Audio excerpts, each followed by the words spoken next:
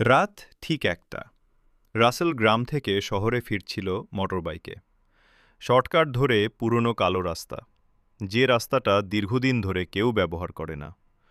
বলতে গেলে রাস্তাটা মৃত, কিন্তু মাঝরাতে রাসেল দেখল এর মাঝখানে একটা মেয়ে দাঁড়িয়ে আছে, একেবারে স্থির। কালো চুল, লাল চোখ, মুখটা ঝাপসা, যেন ধোঁয়ার মতো। রাসেল ব্রেক করল, কিন্তু মেয়েটা হঠাৎ তার দিকে তাকিয়ে বলল, এ রাস্তা কারো জন্য না, ফিরে যাও। রাসেল ভাবল কেউ ফাঁকি দিচ্ছে। সাহস করে এগোতেই মেয়েটা অদৃশ্য হয়ে গেল।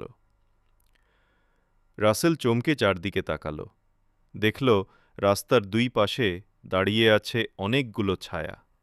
মুখ নেই, চোখ নেই, শুধু কালো লম্বা দেহ। ছায়াগুলো ধীরে ধীরে রাসেলের দিকে এগোতে শুরু করল। হঠাৎ রাসেল লক্ষ্য করল তার বাইকের ইঞ্জিন বন্ধ হয়ে গেছে। বারবার চেষ্টা করলেও স্টার্ট হচ্ছে না। পিছন থেকে শোনা গেল, তোর নামটা বল।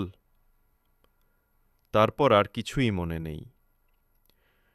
পরদিন সকালে লোকজন দেখল রাস্তার মাঝখানে তার বাইকটা পড়ে আছে।